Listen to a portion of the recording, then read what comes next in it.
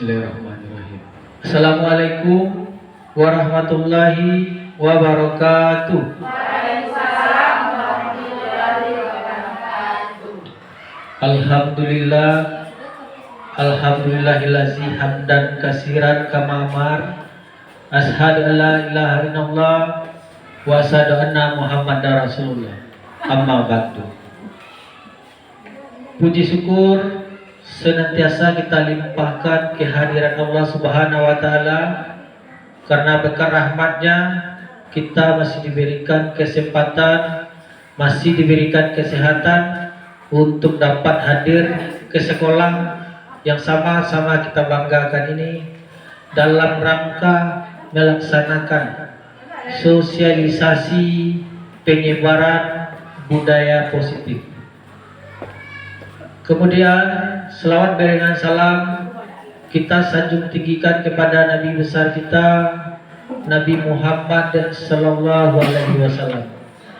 Dengan senantiasa kita berselawat mengucapkan Allahumma shalli ala sayyidina Muhammad wa ala ali sayyidina Muhammad.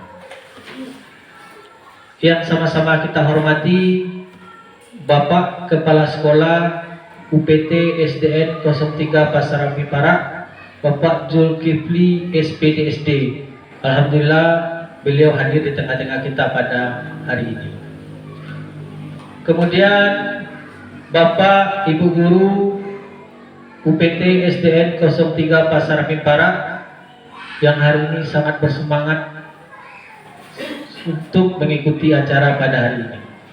Dan yang teristimewa kepada pemateri kita yang akan menyampaikan tentang penyebaran budaya positif yang akan kita laksanakan di sekolah, yaitu Bapak Martawi Ratman SPDI CGP, calon guru penggerak Angkatan 9 Kabupaten Pesisir Selatan.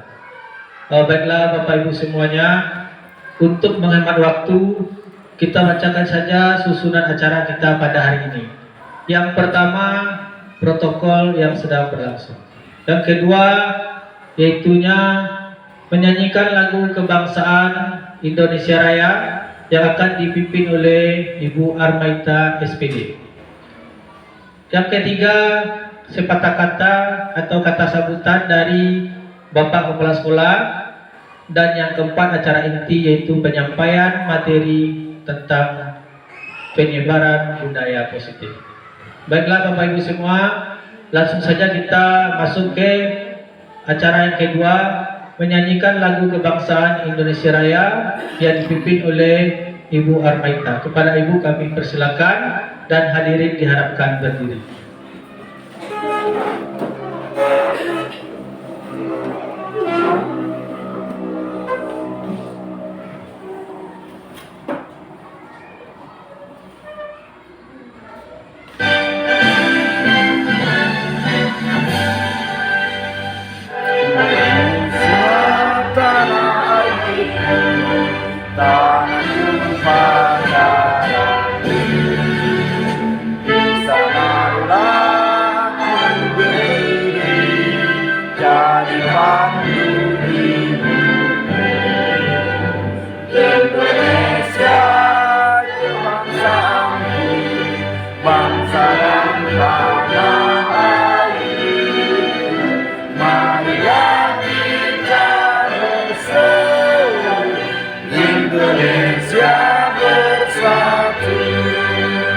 Hiduplah tanahku, hiduplah negeriku, bangsaku, rakyatku semuanya. Bangunlah jiwanya, bangunlah badannya untuk Indonesia Raya. Indonesia Raya, merdeka, merdeka, tanahku, negeriku yang kucinta. Indonesia Raya, merdeka, merdeka, hiduplah Indonesia Raya. Indonesia Raya, merdeka, merdeka, tanahku, negeriku yang kucinta. Indonesia Raya, merdeka, hiduplah Indonesia Raya. Hadirin dipersilakan duduk kembali. Bapak Ibu semua, kita ucapkan terima kasih kepada Ibu Armaita yang sudah memimpin lagu kebangsaan kita. Semoga menambah rasa cinta dan rasa nasionalisme terhadap bangsa dan negara Indonesia. Baik, kita lanjut ke acara yang ketiga, yaitu sepatah kata atau kata sambutan dari Bapak Kepala Sekolah UPT SDN 03 Pasar Barat, Bapak Zulkifli SPDSD. Kepada Bapak kami persilakan dengan segala hormat.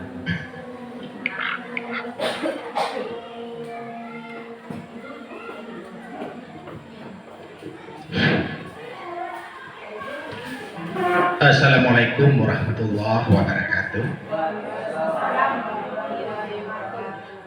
Alhamdulillahillazi hadana lihaza wa ma kunna linahtadiya laula an hadanallah.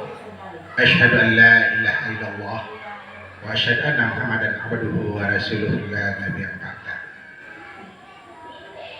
Bapak Ibu majelis guru yang sama-sama kita hormati, pertama sekali kita selalu senantiasa memanjatkan puji syukur kehadirat Allah. Berkat rahmat dan karunia beliaulah kita telah diberi suatu kesempatan dan berkumpul di ruang kelas yang sederhana ini. Selawat dan salam kita kirimkan buat Nabi besar kita Muhammad Sallallahu Alaihi Wasallam dengan mengucapkan Allahumma sholli ala Muhammad wa ala ali Muhammad. Baiklah Bapak Ibu guru yang kami hormati, pertama sekali kita merasa bersyukur kehadirat Allah, karena dengan rahmat beliaulah Bapak Ibu telah menjalani, yaitu PPG ya, atau menjalankan CGP ya, walaupun sesulit apapun menghadapi kegiatan yang seperti ini. Kami mohon pada Bapak Ibu, ikutilah dengan tekun, dengan baik. Mudah-mudahan apa yang kita cita-citakan baik di sekolah maupun di ibu bapak sendiri, mudah-mudahan sukses untuk masa yang akan datang. Dan juga di sini mana yang kesulitan-kesulitan, permasalahan-masalahan, marilah kita duduk bersama. Mudah-mudahan kesulitan Bapak Ibu yang dihadapi itu dapat ada jalan keluarnya dengan adanya kita duduk bersama. Yang selanjutnya, kepada Bapak dan Ibu yang belum mengikuti CGP ini, kami mohon bersemangatlah, ikutilah jejak-jejak saudara-saudara kita yang telah mengikuti. Mudah-mudahan Allah memberikan jalan yang terbaik untuk SD kita, SDN 03 Pasar Barat. Mudah-mudahan guru sudah mengikuti CGP atau masalah kurikulum Merdeka yang telah dicanangkan oleh pemerintah kita pada saat sekarang ini. Mudah-mudahan kita sukses, anak kita pun sukses. Mudah-mudahan jadi sekolah ini menjadi sekolah yang maju dibandingkan dengan sekolah-sekolah lain nantinya. Inilah harapan kami pada Bapak dan Ibu. Jagalah kesehatan. Mudah-mudahan apa yang Bapak Ibu sukses cita-citakan bermanfaat hendaknya baik bagi anak maupun bagi kita sendiri, dan juga bagi kita sesama anggota guru keluarga besar SDN 03 Pasar Barat. Demikian saja. Wassalamualaikum warahmatullahi wabarakatuh.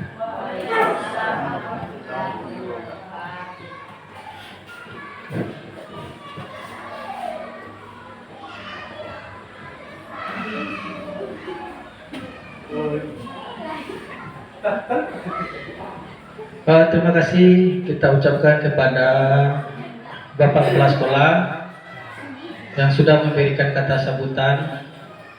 Semoga apa yang beliau sampaikan bisa kita pahami, bisa kita aplikasikan dalam kehidupan sehari-hari. Oke, silakan Bu. Semua.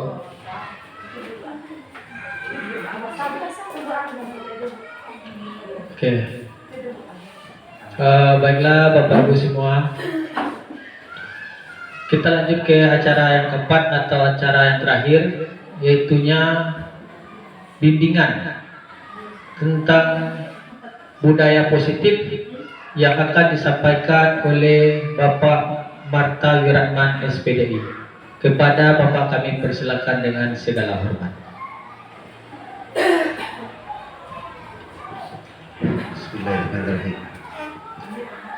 Assalamualaikum warahmatullahi wabarakatuh.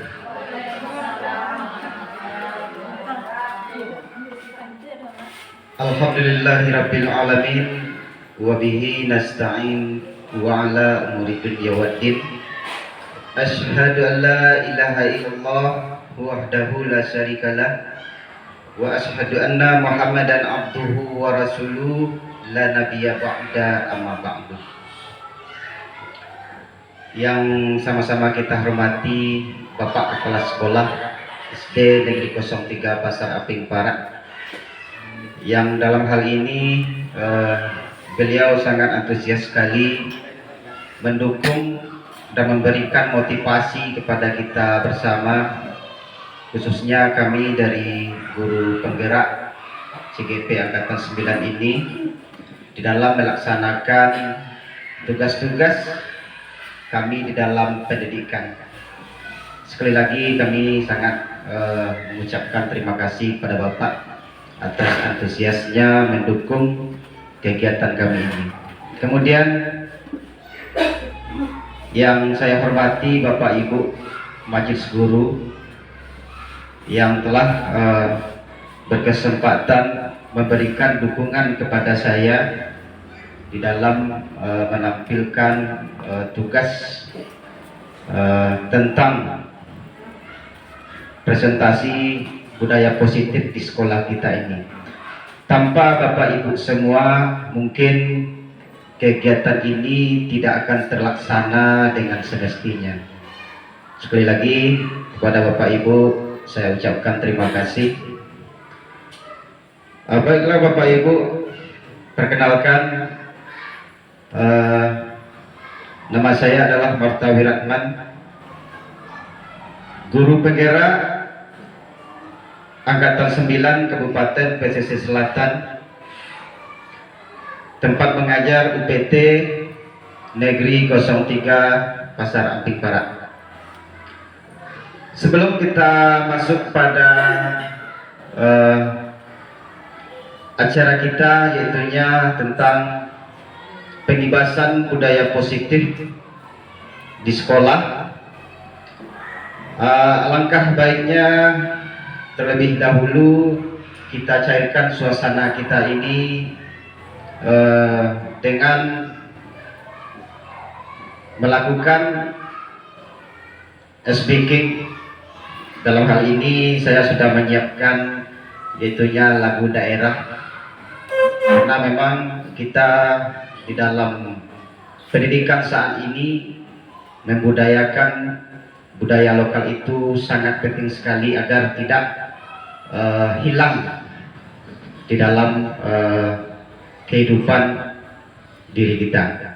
Baik Bapak Ibu, semuanya saya mohon untuk berdiri.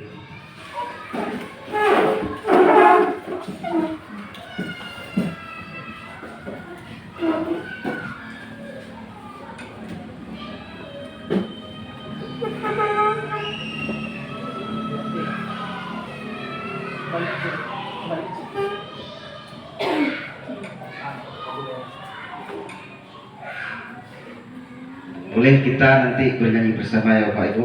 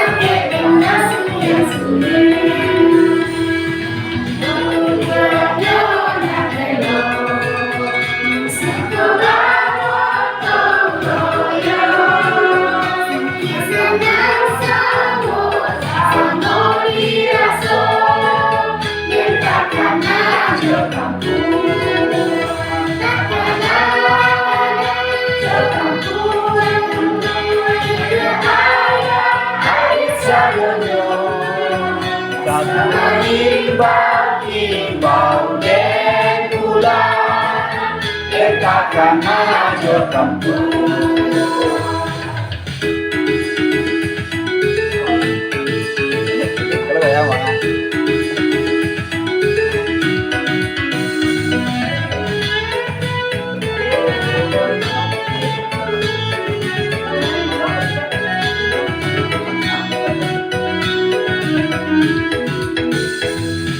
Buangan Jawa di madu, gunung sangsara kulitnya, karena kawan kawan lamo, sampai dan sasunya surya,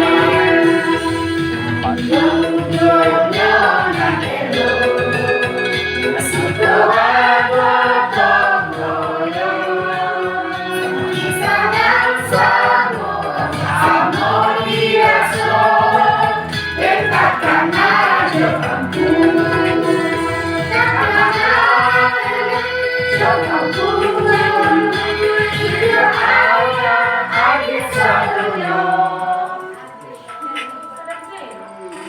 Pak Nyo sedang serohnya lagi loh. Ya. Terima kasih Bapak Ibu.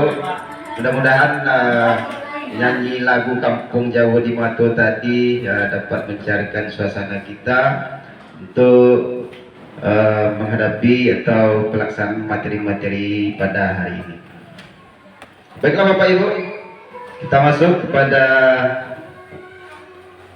presentasi kegiatan kita hari ini, yaitunya tentang penghibasan budaya positif yang akan dituntut bagi kita sebagai guru untuk pelaksanaannya di sekolah. Budaya positif itu terlebih dahulu kita harus tahu artinya. Budaya positif merupakan perwujudan dari nilai-nilai keyakinan yang universal yang harus kita terapkan di sekolah.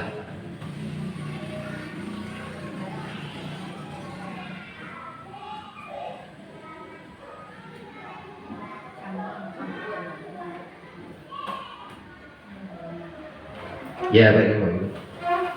Jadi tanpa adanya budaya positif di suatu sekolah, mungkin suasana baik di antara komunitas kita, sesama kita, baik dengan murid-murid kita tentunya tidak akan membawa dampak yang baik dan cerminan dari tuntutan-tuntutan dari kurikulum, seperti halnya tuntutan di dalam profil pelajar Pancasila nantinya. Budaya positif itu diawali dengan perubahan tentang teori paradigma kontrol. Jadi sebagai seorang guru, bagaimana kita dituntut potensi kita di dalam mengontrol anak-anak didik kita, di dalam mereka menimba ilmu di sekolah ini. Kita lanjut Bapak Ibu. Budaya positif.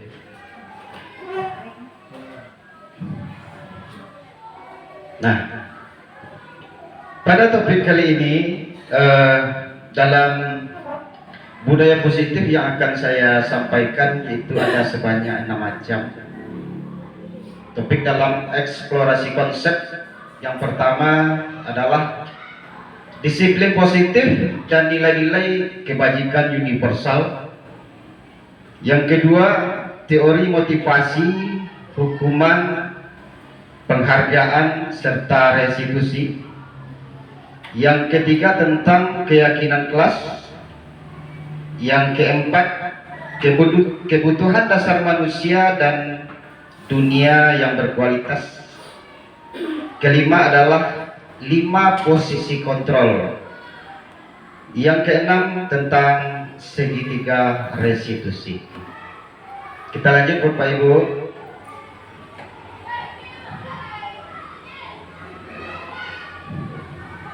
Tengah maju. Yang pertama materinya adalah tentang eksplorasi konsep, disiplin positif dan nilai-nilai kebajikan universal. Nah, untuk kita ketahui Bapak Ibu, disiplin positif merupakan suatu cara penerapan disiplin tanpa kekerasan, tanpa ancaman, yang dalam praktiknya melibatkan komunikasi tentang perilaku yang efektif antara orang tua dengan guru, antara orang tua dengan anaknya, kalau kita di sekolah, antara guru dengan anak didiknya.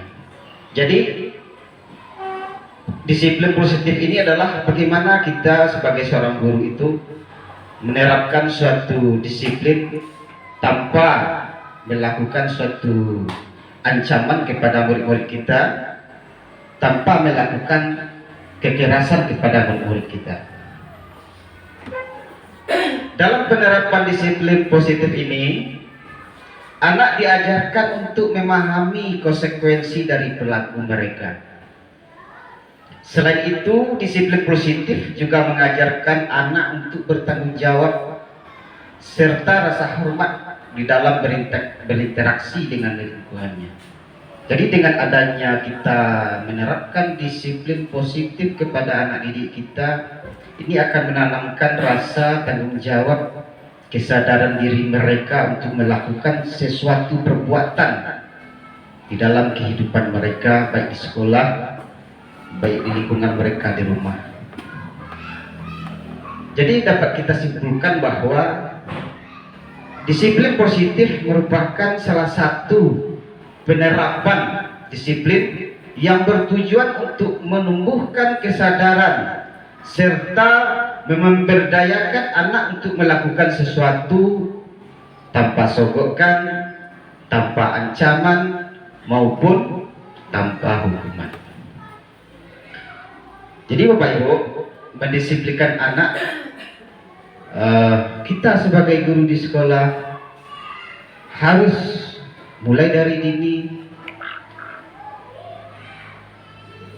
Di dalam melakukannya itu kita lakukan tanpa adanya sogokan, tanpa ada ancaman dan hukuman kepada anak-anak didik kita. Ini ada peta konsep tentang disiplin positif, yaitu teori yang dikembangkan oleh William Glasser. Yang pertama dapat kita lihat di sebelah kiri. Anda tidak bisa mengontrol orang lain, hanya Anda yang bisa mengontrol diri Anda. Jadi untuk mengontrol diri orang lain itu memang sangat sulit sekali. Kalau William Glasser menyatakan bahwa kita itu tidak akan dapat mengontrol diri orang lain. Hanya diri kita sendiri yang dapat kita kontrol. Nah, di sini jelaskan bahwa makna disiplin belajar kontrol diri dengan menggali potensi kita agar tercapai tujuan mulia, yaitu sesuatu menjadi seseorang yang kita inginkan berdasarkan nilai yang kita hargai. Kemudian tentang teori semua perilaku memiliki tujuan. Ini tentang teori motivasi. Yang pertama, ada motivasi intrinsik terbagi kepada dua. Yang pertama yaitunya untuk menghindari hukuman, untuk mendapatkan imbalan. Nah, yang kedua untuk mendapatkan imbalan. Yang ketiga, motivasi intrinsik juga, ekstrinsik. Yang pertama tadi Bapak Ibu. Yang kedua termasuk kepada motivasi intrinsik yang ada di dalam diri kita maupun anak didik kita untuk menghargai diri sendiri. Nah, turunannya adalah nilai-nilai kebajikan yang universal dan dilanjutkan dengan keyakinan kelas. Ini dilakukan di sekolah. Kemudian dari kontrol yang ketiga, model berpikir kolaborasi dan menciptakan pilihan-pilihan baru. Kita dituntut di sini sebagai seorang guru ada 5 posisi kontrol kita terhadap anak didik di sekolah. Yang pertama, seorang guru sebagai penghukum.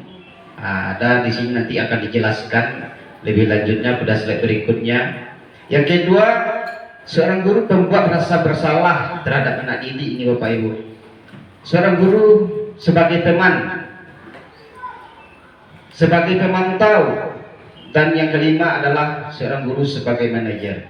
Jadi 5 posisi kontrol ini harus kita ketahui di dalam kita mendidik, menuntun, mendidik anak didik kita.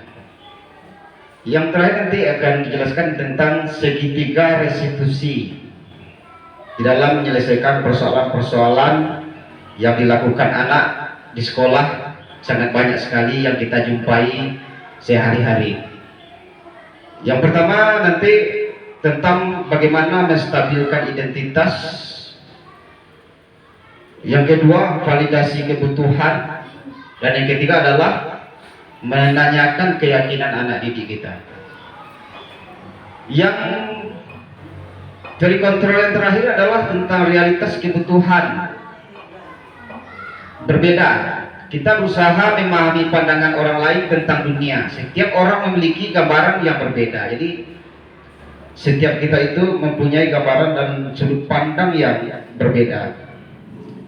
Ada 5 kebutuhan dasar manusia. Yang pertama adalah untuk bertahan hidup, penguasaan, kasih sayang dan rasa ingin diterima, kesenangan dan kebebasan. Jadi ini adalah 5 kebutuhan dasar manusia pada umumnya. Kita masuk yang pertama Bapak Ibu, tentang nilai-nilai kebajikan yang universal. Terlebih dahulu kita harus tahu tentang apa itu nilai. Nilai-nilai kebajikan itu adalah sifat positif manusia, sifat kebaikan manusia yang ada di dalam diri. Jadi sifat positif manusia yang merupakan tujuan mulia yang ingin dicapai setiap individu. Ada disebut di sini tentang universal. Apa itu universal? Di dalamnya ada bahasa tentang suku bangsa, ada tentang agama maupun latar belakang seseorang. Kemudian Bapak Ibu kita lanjutkan tentang nilai-nilai kebajikan yang ingin dicapai setiap anak Indonesia. Kita kenal dengan profil belajar Pancasila. Nah, di dalam kurikulum Merdeka yang sudah diterapkan dan akan berlanjut nantinya, nilai-nilai kebajikan yang dikenal dengan profil Pancasila inilah nanti yang harus ada di dalam diri anak didik kita. Apakah itu? Yang pertama, beriman dan bertakwa kepada Tuhan Yang Maha Esa dan berakhlak mulia. Anak didik kita nanti kita latih secara religius, keagamannya, kebiasaan mereka sehari-hari tentang nilai-nilai keagamaan dan ketuhanan. Yang kedua, nilai mandiri. Ketiga, bernalar kritis.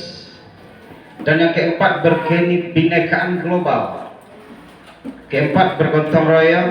Dan yang kelima adalah nilai kreatif. Jadi anak didik kita juga nanti mereka harus mampu kreatif di dalam materi-materi pelajaran yang kita sajikan setiap hari. Paradigma perubahan. Di sini Bapak Ibu, gambar apakah ini? Kepalan tangan. Ini adalah gambar kepalan tangan. Di sini Bapak Ibu dicontohkan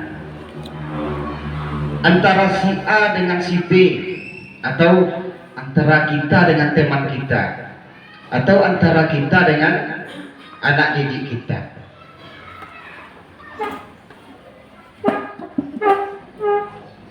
Di sini kita disuruh menuliskan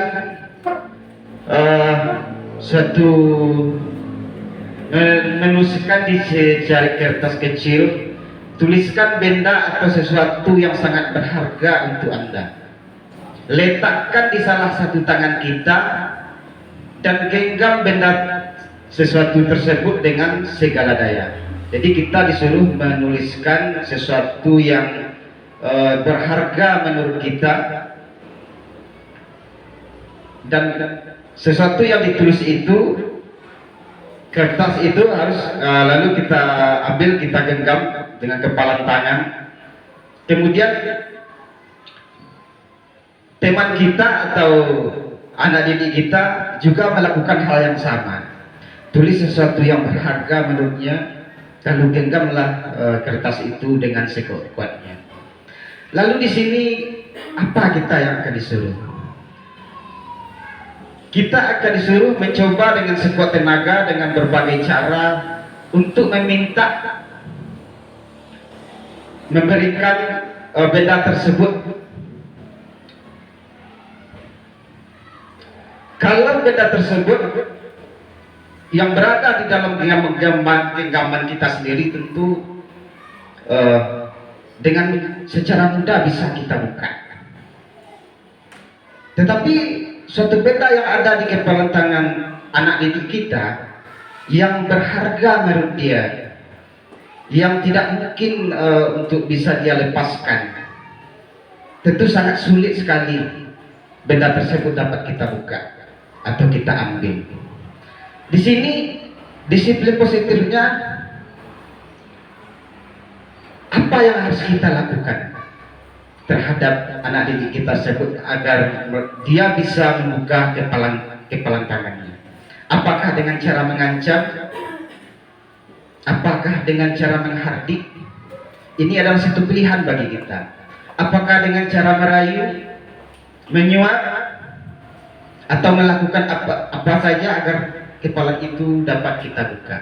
Disinilah kita disuruh untuk merubah pikiran paradigma kita, melakukan sesuatu terhadap anak didik kita. Jadi apa yang terjadi terhadap sesuatu keputusan yang kita ambil tersebut, sebagai seorang guru kita lah yang tahu akan hal itu. Selanjutnya, materi yang kedua adalah tentang eksplorasi konsep, pembelajaran teori motivasi, hukuman, penghargaan, dan restitusi.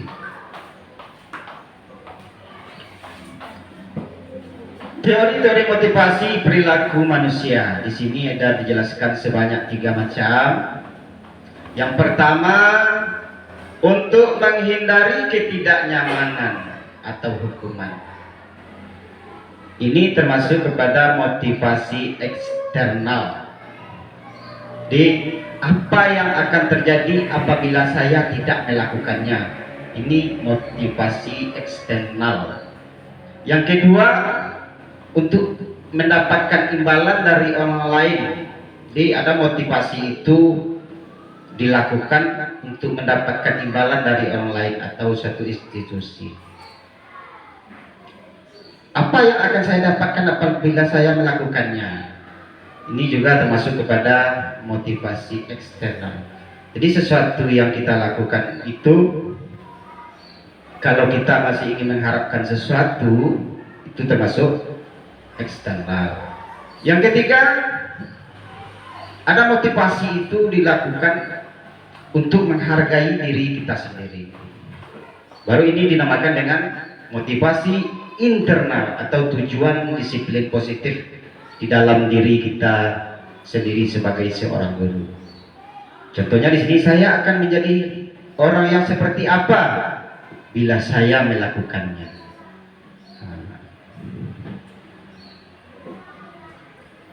Ini ada slogan kalimat dari Bapak Pendidikan kita Ki Hajar Dewantara tentang merdeka.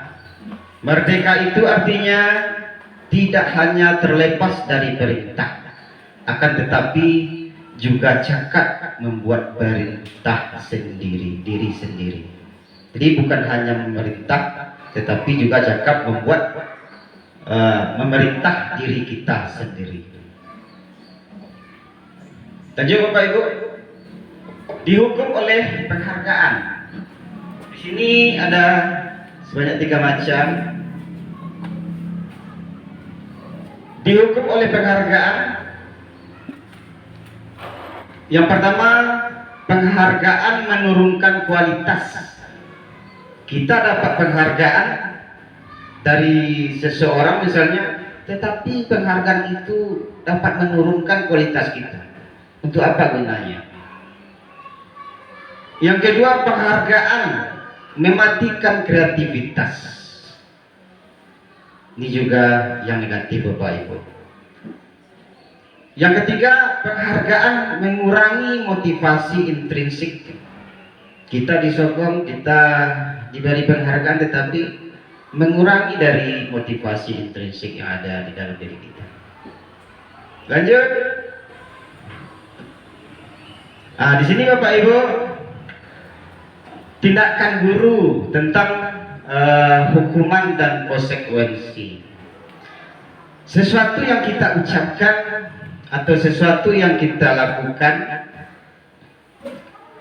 apakah tindakan yang kita lakukan itu termasuk kepada hukuman atau konsekuensi? Di sini coba Bapak Ibu nantinya menentukan apakah itu termasuk hukuman atau termasuk suatu konsekuensi. Yang pertama, mencatat 100 kali dalam buku kalimat saya tidak akan terlambat lagi karena terlambat datang ke sekolah. Mencatat 100 kali di dalam buku kalimatnya saya tidak akan terlambat lagi karena terlambat datang ke sekolah. Nah, Bapak Ibu, apakah ini termasuk hukuman atau termasuk kepada konsekuensi? Hukuman. Ada yang menjawab konsekuensi. Baik, nanti setelah ini kita buktikan Bapak Ibu. Yang kedua, lari mengelilingi lapangan basket 2 kali karena terlambat hadir di sekolah. Termasuk hukuman. Oke. Yang ketiga, ini adalah sesuatu yang kita terapkan Bapak Ibu kepada anak murid kita. Murid diminta untuk push up 15 kali karena tidak menggunakan masker ke sekolah. Termasuk apa Bapak Ibu? Hukuman. Oke. Menggantikan kertas tugas teman yang telah dicoret-coret. Hukuman apa konsekuensi Pak Ibu? Konsekuensi. Baik. Membersihkan tumpahan air di meja tulis. Nah, membersihkan tumpahan air di meja tulis karena tersenggol pada saat belajar. Konsekuensi. Murid disuruh untuk mengenakan sepatu seharian di sekolah karena tidak mengenakan sepatu hitam. Termasuk pada hukuman. Baik Bapak Ibu, nanti kita buktikan. Lari mengelilingi lapangan basket 2 kali karena terlambat 10 menit untuk pelajaran PJOK. Termasuk? Nah, coba nanti Bapak Ibu ini ingat jawaban Bapak Ibu, kita buktikan. Nah, bagaimana jawabannya Bapak Ibu? Apakah betul semua?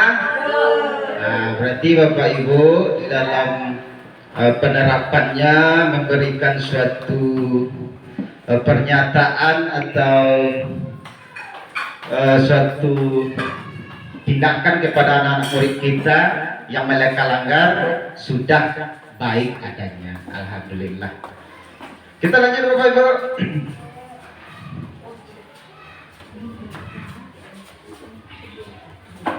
Nah, di sini perbedaan antara hukuman dengan konsekuensi. Nah, bagaimana itu hukuman dan bagaimana pula yang dikatakan dengan konsekuensi? Sesuatu yang menyakitkan harus terjadi. Ini khususnya kepada anak-anak murid kita Bapak Ibu. Jadi sesuatu yang menyakitkan yang harus terjadi kepada anak-anak murid kita itu disebut dengan hukuman. Kalau sesuatu harus terjadi, itu baru dinamakan dengan konsekuensi. Yang kedua, membuat anak sakit fisik maupun hati untuk jangka waktu yang lama sekali. Ini termasuk kepada hukuman.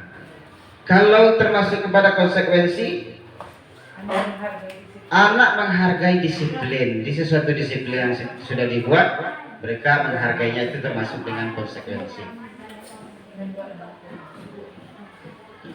Paksaan juga termasuk kepada hukuman. Kita memaksa anak itu juga termasuk kepada hukuman. Memberikan stimulus atau tanggapan dari perbuatan mereka itu termasuk kepada konsekuensi. Mendorong anak menyakiti diri sendiri termasuk juga hukuman. Kalau termasuk konsekuensinya, mendorong anak agar mudah menyesuaikan diri. Jadi menyakiti dengan menyesuaikan itu sangat berbeda sekali. Kalau menyakiti itu hukuman, kalau menyesuaikan diri itu adalah konsekuensi. Konsep diri yang buruk termasuk hukuman, konsep diri yang baik termasuk kepada konsekuensi. Anak belajar untuk menyembunyikan kesalahannya, itu juga hukuman. Anak belajar untuk mematuhi peraturan, baru itu dinamakan konsekuensi.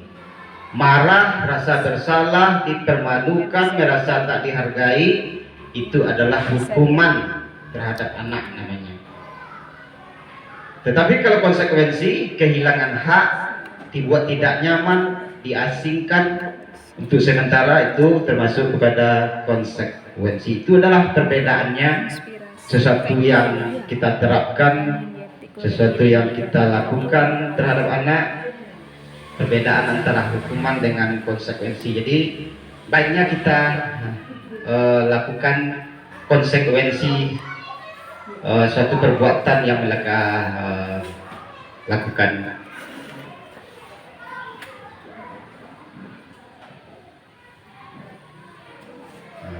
Lanjut kita lagi Bapak Ibu tentang restitusi.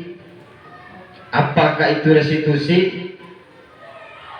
Sebelum kita lanjut, kita harus tahu dulu bahwa restitusi itu adalah proses menciptakan kondisi bagi murid untuk memperbaiki kesalahan mereka, sehingga mereka bisa kembali pada kelompok mereka dengan karakter yang lebih kuat. Restitusi juga merupakan proses kolaboratif yang mengajarkan murid untuk mencari solusi masalah mereka dan membantu murid berpikir tentang orang seperti apa yang mereka ingin menjadi tujuan mulia dan bagaimana mereka harus memperlakukan orang lain. Jadi dalam satu kesalahan yang telah mereka perbuat di sekolah misalnya, jadi dengan restitusi inilah langkah kita sebagai seorang guru di dalam menyelesaikan permasalahan anak didik kita, sehingga mereka bisa kembali bisa diterima. Kita lanjut pada slide yang berikutnya. 9 ciri-ciri tentang restitusi. Jadi tindakan kita tentang pencegahan atau memperbaiki kesalahan anak-anak didik kita, ada 9 ciri-cirinya kalau kita melakukan restitusi. Yang pertama, bukan untuk menebus kesalahan, namun untuk belajar dari kesalahan. Yang kedua, memperbaiki hubungan. Mereka melakukan kesalahan dengan teman-temannya, bagaimana kita bisa menyelesaikan masalah itu, bisa mereka kembali memperbaiki hubungannya dengan teman-temannya mereka tersebut. Yang ketiga, tawaran. Kita memberikan tawaran tetapi bukan paksaan. Yang keempat, restitusi menuntun untuk melihat ke dalam diri. Kelima, restitusi mencari kebutuhan dasar yang mendasari tindakan. Keenam, restitusi diri adalah cara yang paling baik. Yang ketujuh, restitusi fokus pada karakter bukan tindakan. 8, restitusi fokus pada solusi. Jadi bukan mencari kesalahan anak, tetapi kita mencari solusi dari kesalahan yang telah mereka lakukan. 9, restitusi mengembalikan murid yang berbuat salah pada kelompoknya.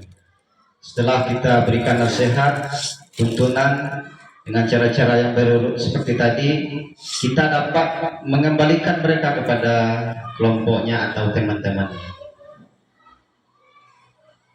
Yang ketiga, tentang keyakinan kelas. Keyakinan kelas berupa pernyataan universal yang dibuat dalam bentuk kalimat positif. Keyakinan kelas tidak dibuat dalam jumlah yang banyak sehingga mudah diingat, dipahami oleh semua warga kelas.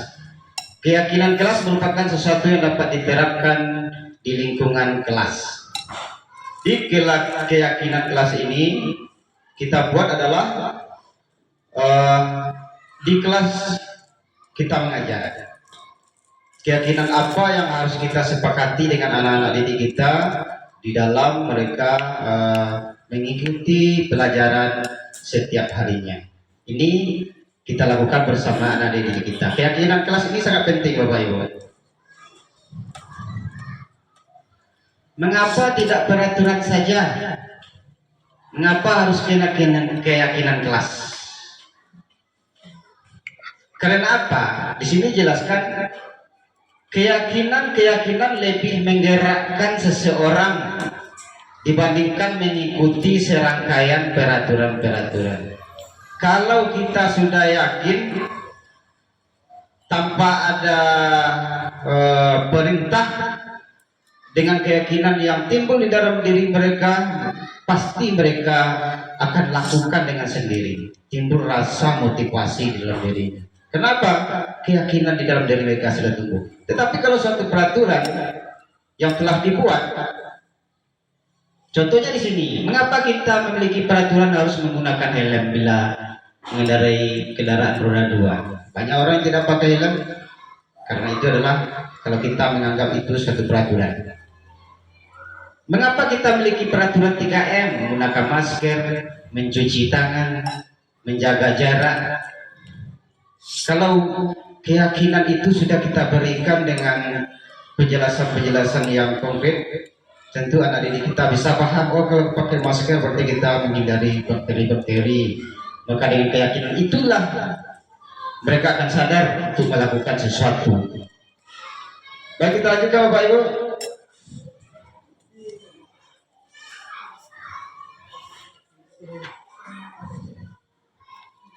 Nah,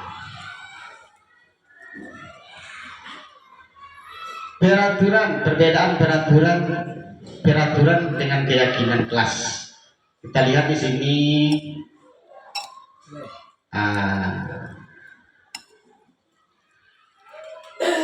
Selalu kembalikan buku ke tempatnya. Ini adalah dikatakan dengan peraturan yang diberikan kepada anak.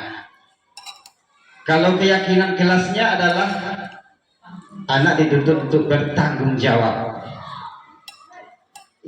Yang kedua, dilarang mengganggu orang lain, itu masih berupa peraturan. Kalau keyakinan kelasnya menghormati orang lain. Nah, ini beda-beda tipis Bapak Ibu. Hadir di kelas 15 menit sebelum pelajaran dimulai, itu peraturan. Kalau keyakinan kelasnya anak harus disiplin. Dilarang melakukan kekerasan. Nah, itu masih kalimat berupa peraturan. Keselamatan, menghormati orang lain, itu keyakinan. Menyadari tentang keselamatan dan menghormati orang lain itu adalah suatu keyakinan. Dilarang menggunakan narkoba, bergantian atau menunggu giliran, gunakan masker, jangan berlari di kelas, masih bersifat peraturan.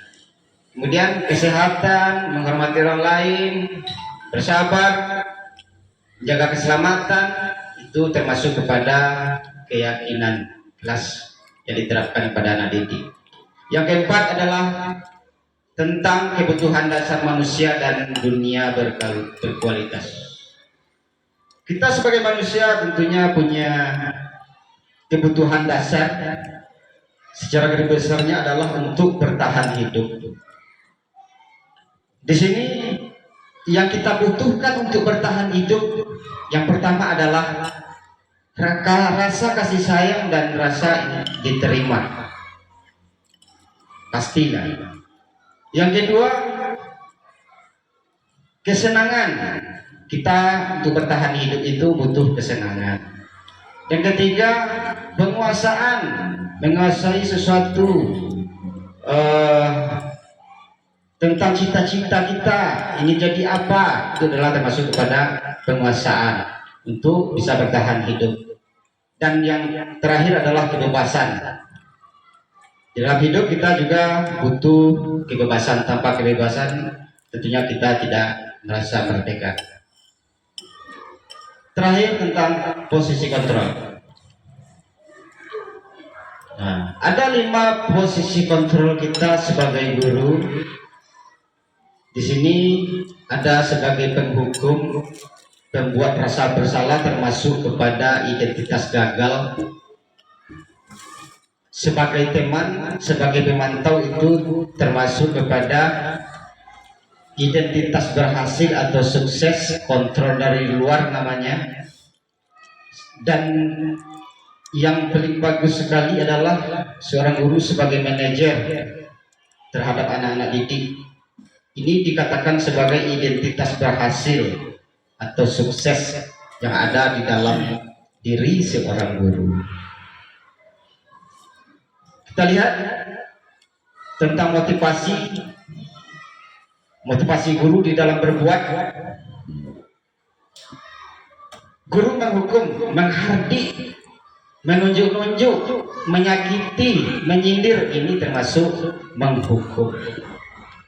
Guru berceramah dan mengatakan seharusnya ibu kecewa pada kamu, itu termasuk membuat rasa bersalah terhadap anak didik kita. Itu termasuk pada identitas gagal, kontrol dari luar. Kemudian identitas berhasil, kita sebagai guru terhadap anak didik kita sebagai teman, membuat alasan-alasan untuk murid. Ayolah lakukan demi ibu, masa kamu tidak mau?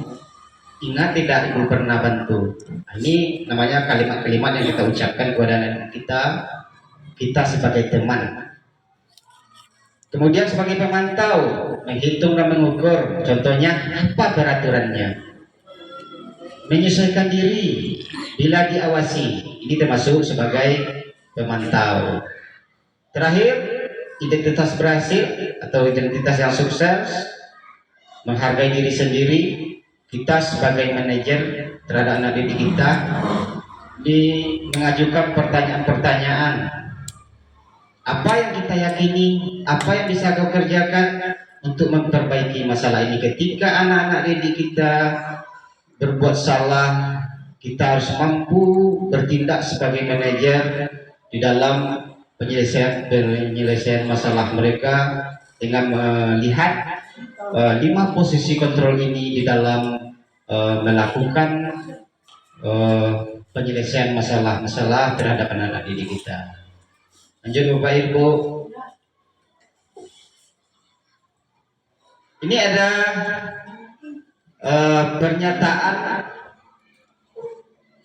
pernyataan kemudian pada kolom selanjutnya siapa yang mengatakan saya kecewa sekali dengan kamu. Ini termasuk pernyataan apa ini Bapak Ibu? Pembuat rasa bersalah. Pembuat orang merasa bersalah ini pembuat rasa bersalah. Kamu tidak pernah benar melakukannya. Berarti kita sudah sebagai penghukum terhadap didik kita. Ketika ayolah lakukan ini Bapak Ibu, kita mengajak kepada anak didik kita sebagai teman. Apakah kamu mau mendapatkan stiker bintang hari ini? Nah, berarti kita sebagai pemantau. Bagaimana kamu bisa menyelesaikan masalah ini? Berarti kita sudah bertindak sebagai manajer. Kamu selalu yang paling terakhir. Jadi kita sudah menghukum anak. Lanjut Bapak Ibu. Yang keenam tentang segitiga restitusi. Segitiga restitusi ini adalah dilakukan ketika anak didik kita bermasalah. Langkah-langkahnya yang pertama kita harus menstabilkan identitas anak didik kita. Di sini dijelaskan setiap orang pasti pernah melakukan kesalahan. Ini adalah kalimat yang sangat baik sekali. Kamu bukan satu-satunya yang pernah melakukan ini. Ini langkah awal kita untuk bisa menstabilkan anak didik kita dalam kita memberikan nasihat-nasihat lanjutan kepada mereka. Kemudian apa langkah yang kedua dari restitusi ini? Validasi kebutuhan, memberikan validasi kebutuhan pada anak didik. Kamu tentu punya alasan mengapa melakukan itu. Lanjut kita pada langkah kedua. Kamu tentu punya alasan untuk melakukan itu. Kita tanya alasannya. Lalu dari jawaban mereka, kita lanjutkan kalimatnya. Adakah cara yang lebih efektif untuk mendapatkan apa yang kamu butuhkan? Ada tak cara lain dari tindakan yang tadi kamu lakukan yang rasanya baik? Ini langkah kita yang kedua. Yang ketiga, menanyakan keyakinan anak didik. Apa kalimat lanjutannya dalam penyelesaian masalah mereka? Nilai-nilai apa yang telah kita sepakati?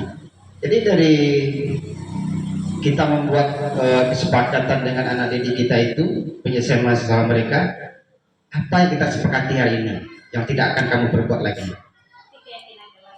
Iya, termasuk pada keyakinan. Kemudian kamu ingin menjadi orang seperti apa setelah ini?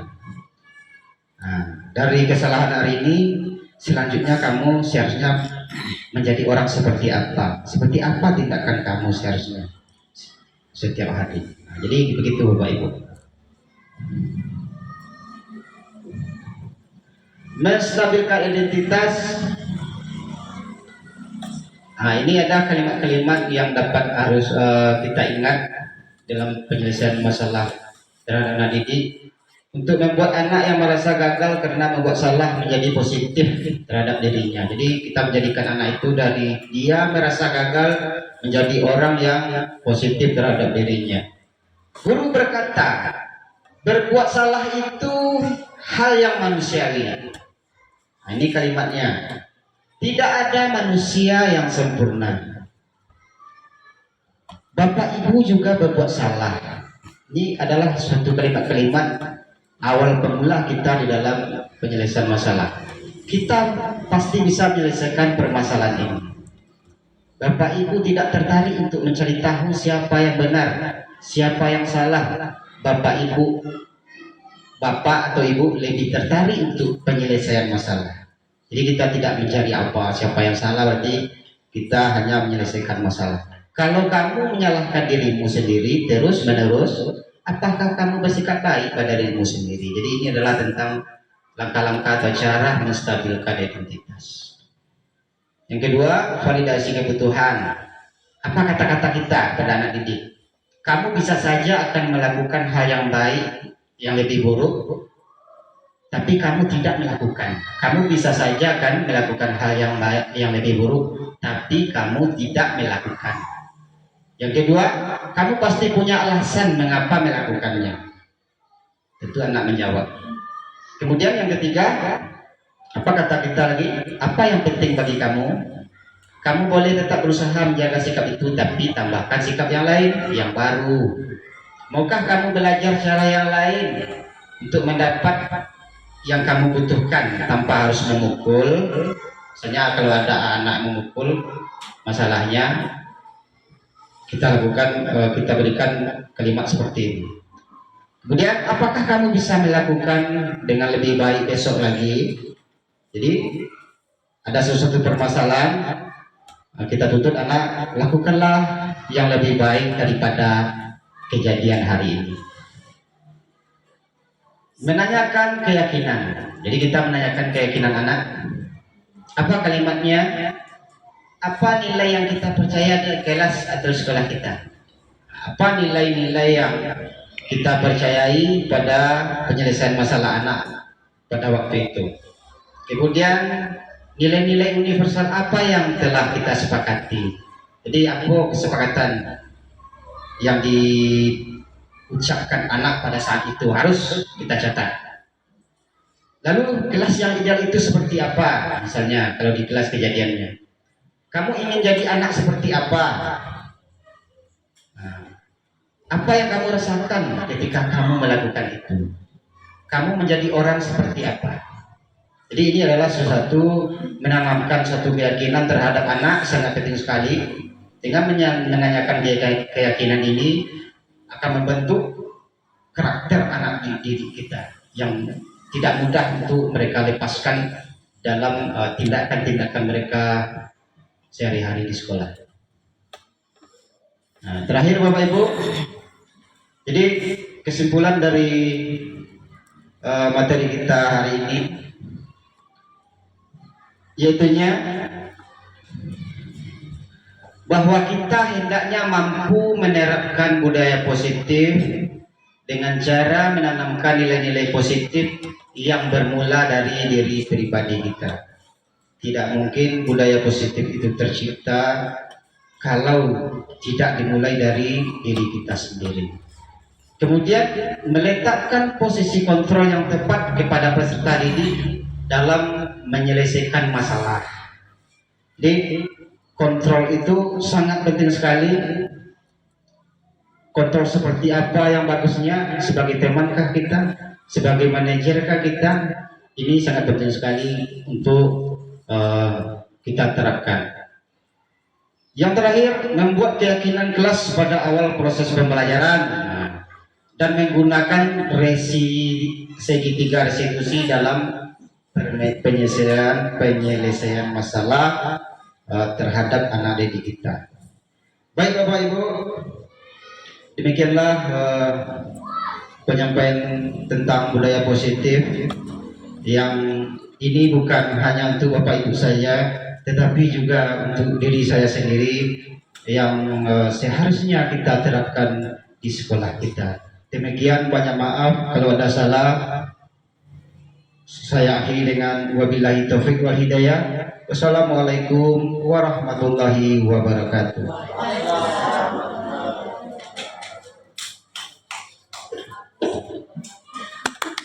Baik Bapak Ibu, kita kasih aplaus kepada Bapak kami. Terima kasih kita ucapkan kepada Bapak Marka yang sudah memberikan pemahaman tentang bagaimana budaya-budaya positif yang harus dilakukan oleh guru di sekolah kita. Nah, jadi di sini nampak kesimpulannya bahwasanya budaya positif itu memang harus bermula dari diri kita pribadi, sehingga apa yang kita lakukan akan menjadi contoh bagi peserta-peserta didik kita. Dan kemudian dalam menyelesaikan masalah, lakukanlah dengan cara segitiga restitusi, sehingga anak-anak kita tidak merasa tersakiti, tetapi anak-anak didik kita memahami dan bisa berubah ke arah yang lebih baik. Terima kasih sekali lagi kita ucapkan kepada Bapak Marta SPDI sebagai calon guru penggerak Angkatan 9 Kabupaten Pesisir Selatan. Semoga apa yang beliau sampaikan dapat sama-sama kita pahami dan dapat sama-sama kita aplikasikan dalam kehidupan kita sehari-hari. Wabillahi taufiq wal hidayah. Assalamualaikum warahmatullahi wabarakatuh. Waalaikumsalam warahmatullahi wabarakatuh.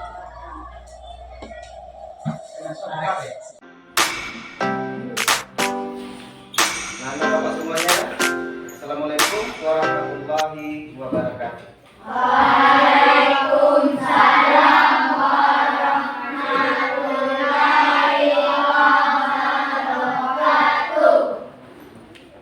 Bagaimana kabarnya semuanya? Semangat semuanya? Hari ini adalah awal kita mulai belajar itu dengan Bapak pelajaran pendidikan agama Islam. Jadi pada hari ini kita akan membuat suatu keyakinan kelas kita. Keyakinan kelas ini adalah kita sepakati bersama apa yang kita buat hari ini tentang keyakinan kelas akan berlaku sampai kalian menamatkan kelas 5 ini. Sepakat? Jadi keyakinan kelas ini contohnya datang harus tepat waktu. Salah satu contoh. Kemudian di dalam belajar tidak boleh bermain-main atau meribut dengan teman sebangkunya. Misalnya itu contoh ya. Jadi nanti boleh kalian menentukan keyakinan kelas seperti apa. Nah, boleh masing-masing kalian nanti ini Bapak bagikan. Kalian tulis di sini buat keyakinan kelasnya nanti kita tempel. Jadi apa yang kalian buat itu harus dipatuhi. Paham anak Bapak semuanya? Baik, akan Bapak bagikan. Silakan nanti kalian tulis. Nanti ditempel di depan.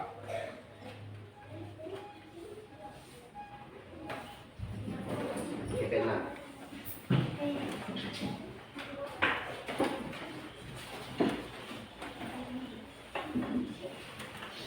Di sebelahnya itu ada lem itu, jangan di dekat lem. Lemnya nempel.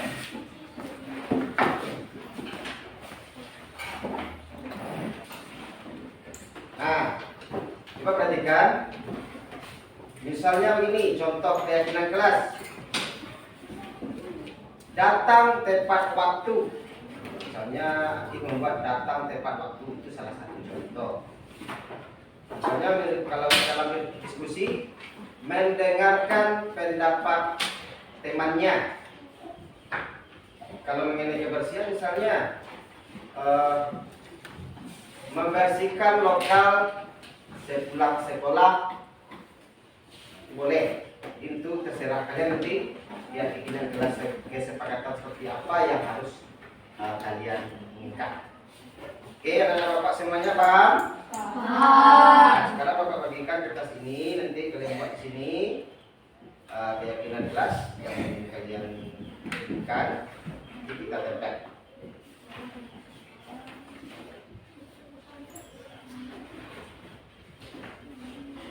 Boleh pikirkan dulu.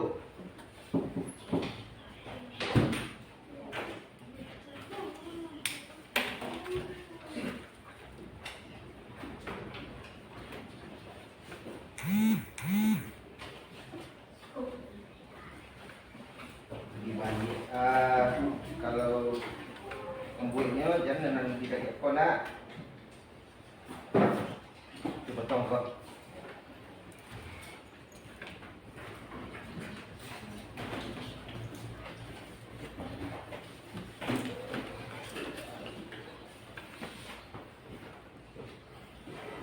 Silakan yang tidak dapat menuliskan.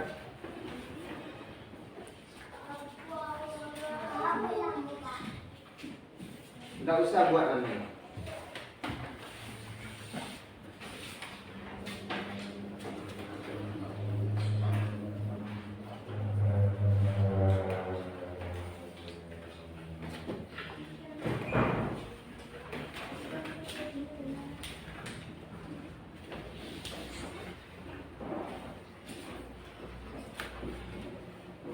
Oke, silakan ditulis.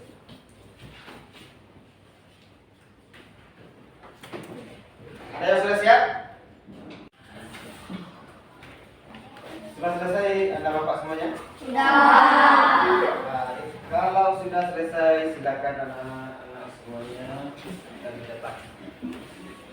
Ya, silakan.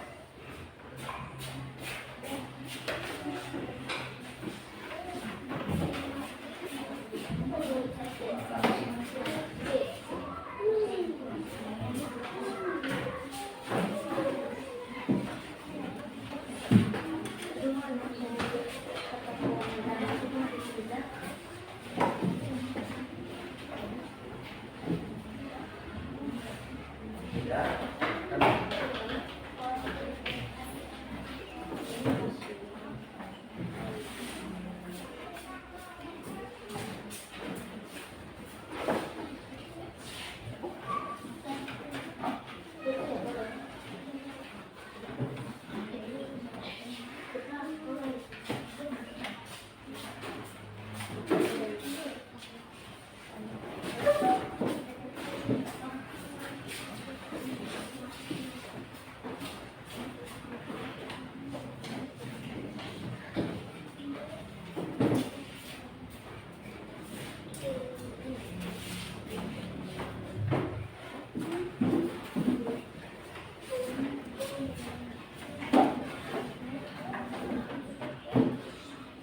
Ya, bagus.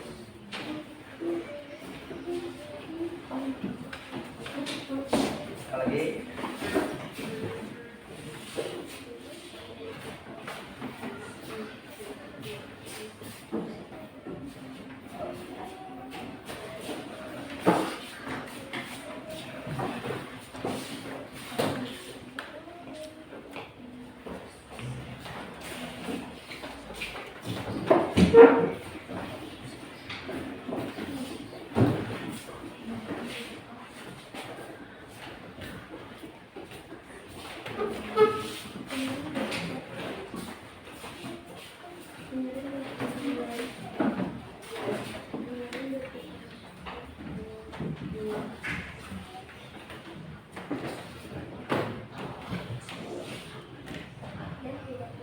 Sudah menempelkan semua? Ya, jadi semua keyakinan kelas ini kita lihat bagus. Di sini ada berpakaian rapi, ya iya bagus sekali. Memakai ikat pinggang, sepatu hitam. Lokal harus dibersihkan setiap hari. Nah, jadi semua keyakinan kelas yang kalian buat ini harus dilaksanakan dengan ikhlas setiap hari. Oke, Bapak semuanya, mudah-mudahan dengan adanya keyakinan kelas yang sudah kita sepakati, mudah-mudahan nanti dapat kita jaga dan kita jalankan setiap hari. Assalamualaikum warahmatullahi wabarakatuh.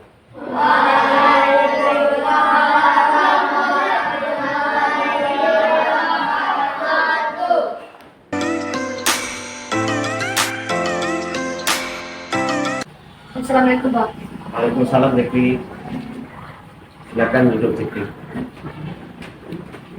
Pak, saya lagi kesalahan pas belajar Pak, dan saya tidak mau Alif menjadi ketua kelompok.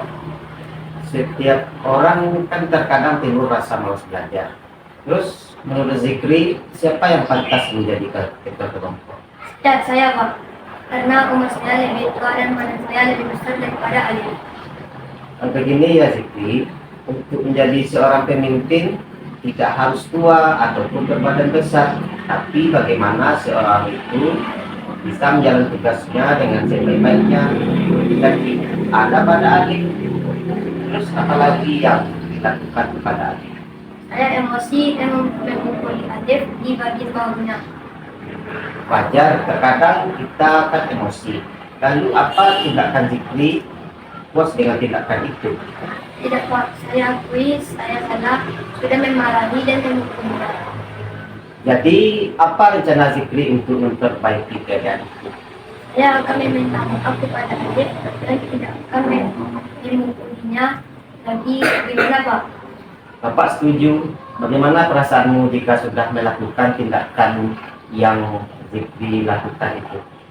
Tentunya saya akan menjadi pribadi yang tenang dan sabar serta menghargai orang lain Pak. Baiklah Zikri, mari kita pikirkan penyelesaian masalah ini. Jika perlu kita panggil alih. Bagaimana? Siap Pak, terima kasih Pak. Assalamualaikum warahmatullahi wabarakatuh. Perkenalkan nama saya Putri. Saya kelas 6 SMA kelas 3 kelas Bara. Terima kasih Bapak Guru. Saya senang sekali ada diskusi dengan Bapak Guru dalam penyelesaian masalah saya, yaitu untuk menemukan solusi atas kesalahan yang saya lakukan. Dalam hal ini, saya akan selalu menghargai kemampuan teman saya dalam diskusi kelompok waktu proses pembelajaran di sekolah. Assalamualaikum Pak. Waalaikumsalam Fardan. Silakan duduk Fardan. Ada apa Fardan? Saya kesal sekali dengan ulah Rizi tadi Pak. Dia mengatakan saya sering terlambat datang sekolah. Memang setiap orang tentu kesal jika dikatakan sering terlambat ke sekolah. Lalu apa tindakan kamu tadi Fardan? Tadi saya marah-marah sama Rizi Pak, dan hampir saja berkelahi dan memukul dia. Wajar mereka ditanya. Lalu apakah Fardan puas dengan tindakan itu? Tidak Pak, saya akui saya salah karena memarahi dia dan memukul dia. Lantas seperti apa sikap yang Fardan yakini? Harusnya saya lebih sabar dan menghargai perkataan orang lain. Jadi apa rencana Fardan untuk memperbaiki keadaan ini? Saya akan meminta maaf kepada Rizi dan tidak akan memarahinya lagi. Gimana Pak? Bapak setuju. Bagaimana perasaan kamu jika sudah melakukan tindakan yang kamu yakini? Tentunya saya akan menjadi pribadi yang tenang dan sabar. Baiklah Fardan, mari kita pikirkan penyelesaian masalah ini. Jika perlu kita panggil Rizik. Bagaimana? Siap Pak. Assalamualaikum warahmatullahi wabarakatuh. Perkenalkan, nama saya Fadil Aldini. Terima kasih Bapak Guru. Saya senang sekali diajak diskusi oleh Bapak Guru dalam penyelesaian masalah saya, yaitu untuk menemukan solusi atas kesalahan yang saya lakukan.